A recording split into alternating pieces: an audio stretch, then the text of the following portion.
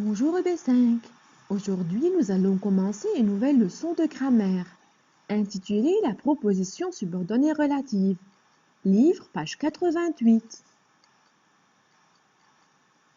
Commençons par un petit extrait.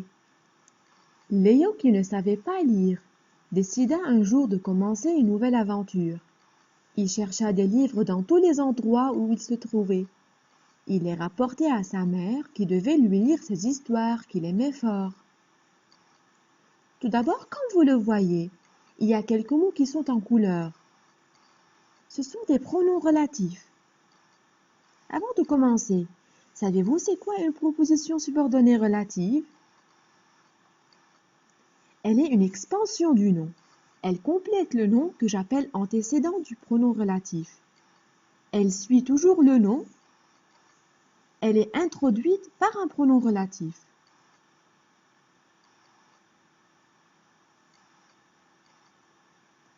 Maintenant, vous pouvez trouver une proposition subordonnée relative dans cet extrait.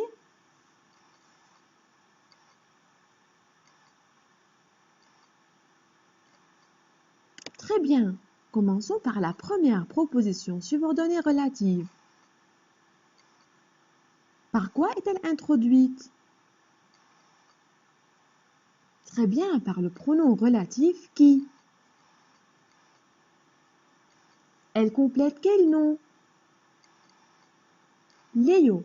Léo, je l'appelle l'antécédent de cette proposition subordonnée relative. Y a-t-il d'autres propositions subordonnées relatives dans cet extrait? Très bien. Où il se trouvait? Par quoi cette proposition est-elle introduite?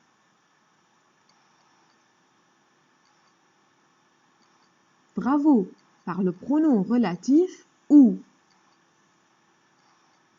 Elle complète le nom, que j'appelle antécédent. Donc, où est l'antécédent de cette proposition? Très bien, les endroits, c'est l'antécédent. Trouvez encore d'autres propositions subordonnées relatives.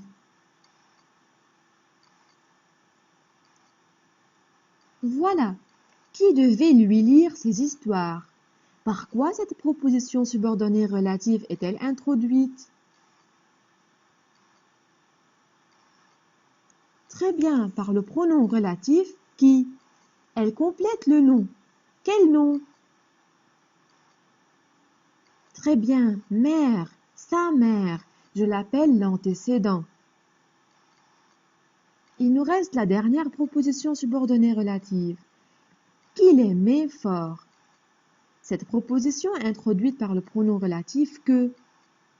Elle complète le nom histoire que j'appelle antécédent.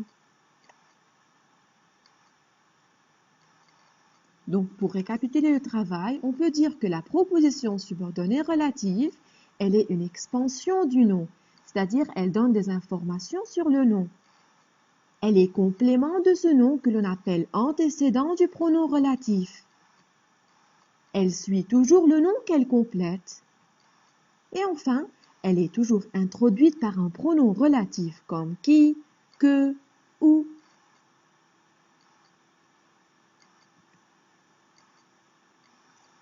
Pour vérifier maintenant si vous avez bien compris, prenons encore cet exemple. Jihad, qui avait peur, se mit à trembler. Où est la proposition subordonnée relative? Très bien.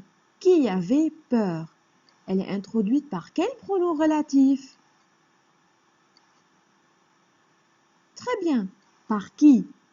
Elle complète quel nom? Voilà, c'est Jihad que j'appelle antécédent.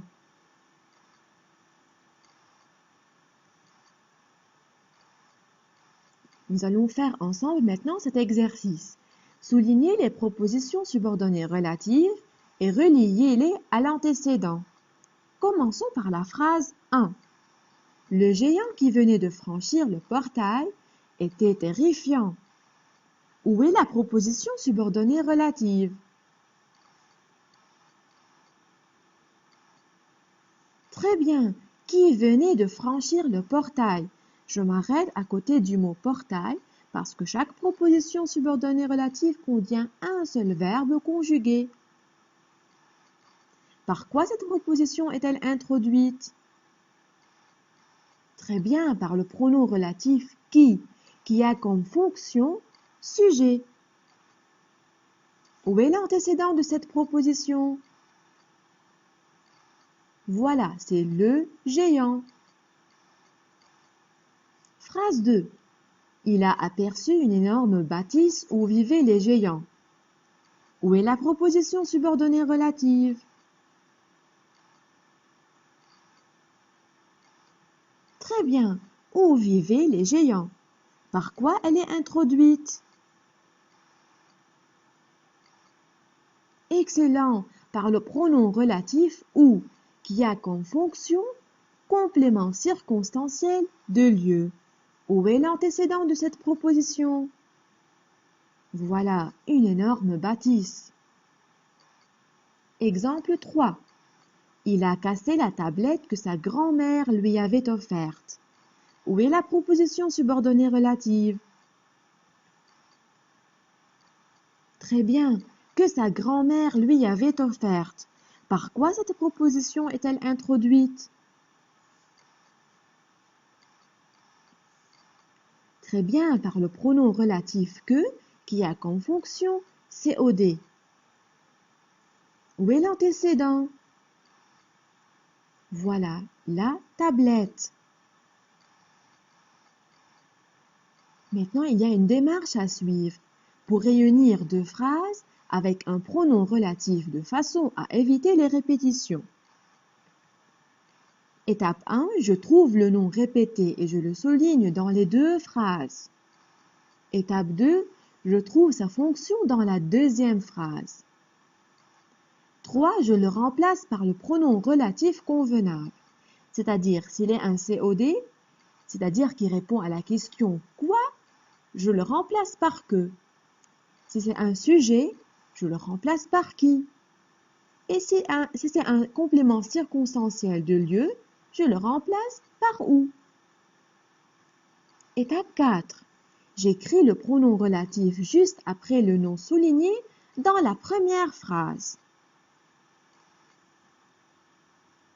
Pour appliquer cette démarche, nous allons faire ensemble maintenant plusieurs exemples.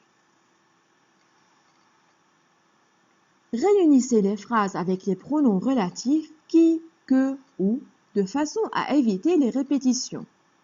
Comme vous le voyez dans l'exemple 1, je lis un livre. Ce livre est intéressant. Étape 1. Je trouve le nom répété et je le souligne dans les deux phrases. Un livre, ce livre. Étape 2. Je trouve sa fonction dans la deuxième phrase, c'est-à-dire dans la phrase « Ce livre est intéressant ». Ce livre, est-ce que c'est un sujet, un COD qui répond à la question « quoi » ou bien un complément circonstanciel de lieu? C'est un sujet, donc je le remplace par « qui ». Étape 4. J'écris le pronom relatif juste après le nom souligné dans la première phrase. La phrase devient « Je lis un livre qui est intéressant ». Nous allons suivre la même démarche dans la phrase 2. C'est un conte. Il y a de nombreux personnages dans ce conte. Étape 1. Je trouve le nom répété et je le souligne dans les deux phrases. Un conte, dans ce conte. Étape 2. Je trouve sa fonction dans la deuxième phrase, c'est-à-dire dans la phrase « Il y a de nombreux personnages dans ce conte ». Dans ce conte, est-ce que c'est un sujet? Est-ce que c'est un COD qui répond à la question « quoi » ou bien un complément circonstanciel de lieu? Voilà, c'est un complément circonstanciel de lieu, donc je le remplace par le pronom relatif « où ». Étape 4. j'écris le pronom relatif juste après le nom souligné dans la première phrase. La phrase devient « C'est un conte où il y a de nombreux personnages. » Nous allons suivre la même démarche dans la phrase 3.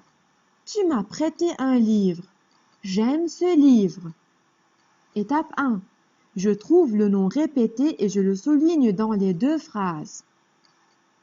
Un livre, ce livre. Étape 2. Je trouve la fonction dans la deuxième phrase. J'aime ce livre. Quelle est la fonction de ce livre? Est-ce que c'est un COD qui répond à la question « Quoi » Est-ce que c'est un complément circonstanciel de lieu ou bien un sujet? C'est un COD, très bien. J'aime quoi? Ce livre. Étape 4. J'écris le pronom relatif juste après le nom souligné dans la première phrase.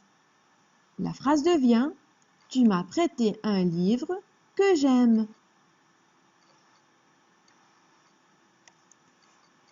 Maintenant, je vous invite à faire l'application suivante dans votre cahier d'activité, page 72, exercice 1.